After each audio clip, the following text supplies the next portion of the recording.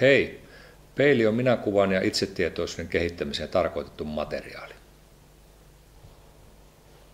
Se koostuu peiliohjelmasta ja sen lisämateriaaleista.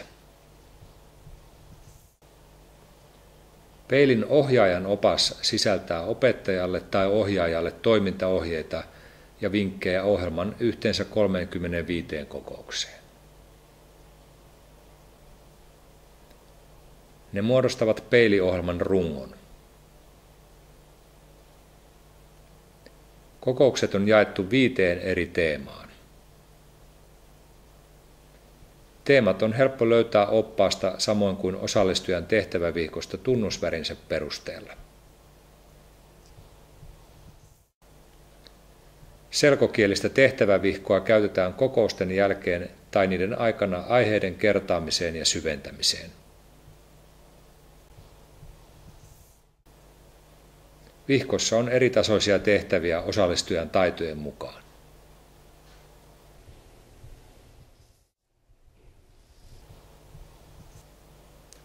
Tarinat-vihko sisältää selkokielisiä kehyskertomuksia, joilla voi pohjustaa peiliohjelman kokousten aiheita, esimerkiksi alkukeskusteluissa.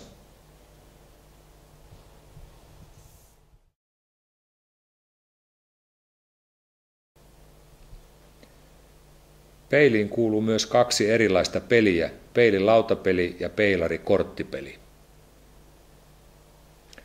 Niitä voi käyttää samanaikaisesti, kun käydään läpi peiliohjelmaa. Molempia on myös helppo pelata, vaikka ei käytettäisi itse ohjelmaa.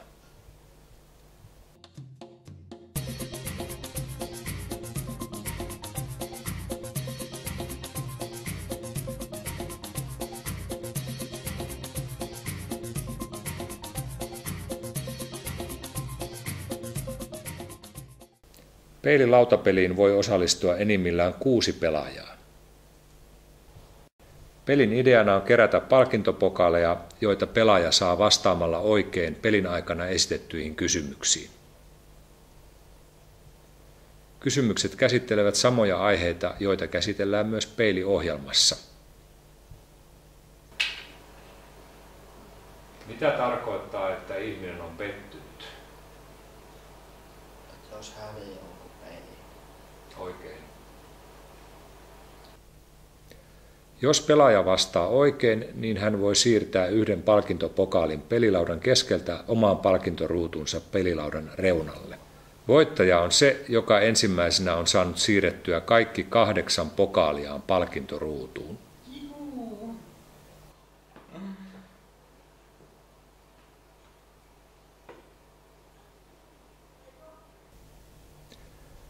134 kysymyskorttia on jaettu teemoihin samoilla väreillä kuin ohjelman kokoukset.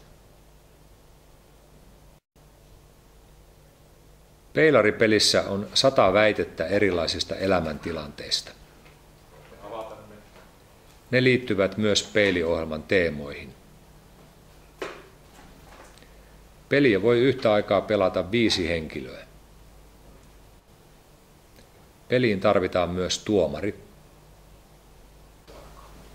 Jokaisella pelaajalla on oma pelialusta.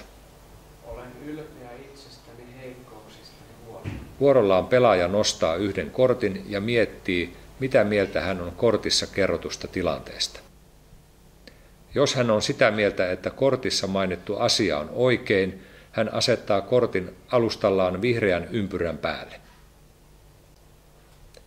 Jos pelaajan mielestä kortissa mainittu asia on väärin, hän asettaa kortin alustallaan punaisen kolmion päälle. Kun näin on pelattu sovittu määrä kortteja, verrataan pelaajien vastauksia tuomarin vastauksiin. Kortti 65. Olen samaa mieltä. Kortti 66. Tuomarin vastaukset ovat hänen vastauslomakkeessaan. Jos tuomari on samaa mieltä kuin pelaaja, tämä siirtää korttinsa tuomari on samaa mieltä ruutuun. Jos eri mieltä, niin tuomari on eri mieltä ruutuun. Voittaja on se pelaaja, joka on vastannut useimmin samoin kuin tuomari.